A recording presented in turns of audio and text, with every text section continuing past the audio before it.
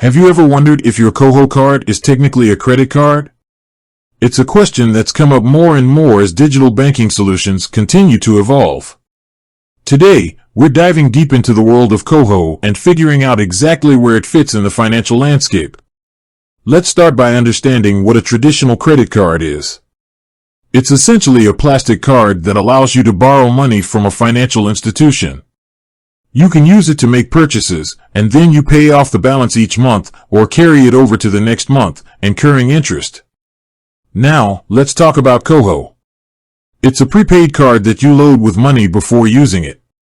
So, right off the bat, there's a key difference. You're not borrowing money, you're spending your own. But is that enough to classify it as something other than a credit card? Key differences. Interest rates. One of the defining features of credit cards is the interest you accrue on unpaid balances. Koho, on the other hand, doesn't charge interest.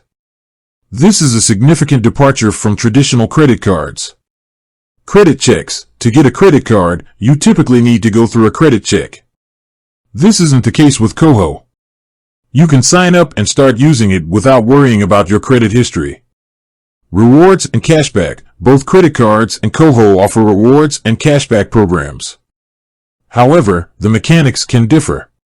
Credit cards often have more complex reward structures, while Koho might have simpler, more straightforward offers.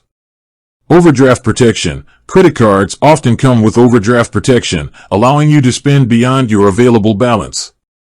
Koho doesn't have this feature. Similarities.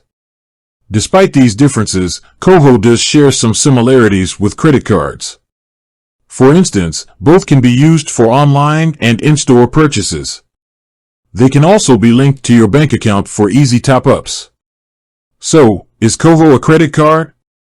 The short answer is no, Koho is not a credit card. It's a prepaid card that operates on a different financial model. While it shares some features with credit cards, the lack of interest, credit checks, and overdraft protection sets it apart. Additional considerations. Fees. Both credit cards and Koho can have fees associated with them, such as annual fees or foreign transaction fees. It's important to compare these fees to make an informed decision.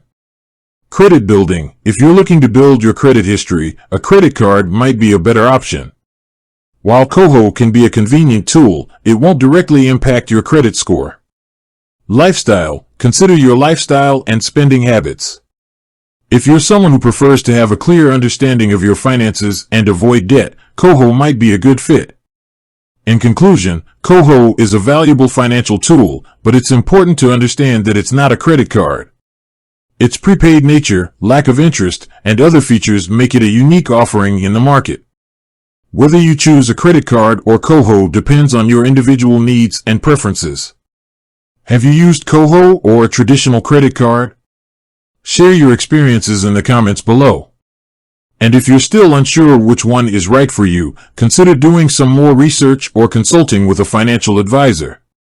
With that said, thanks for watching, and until next time.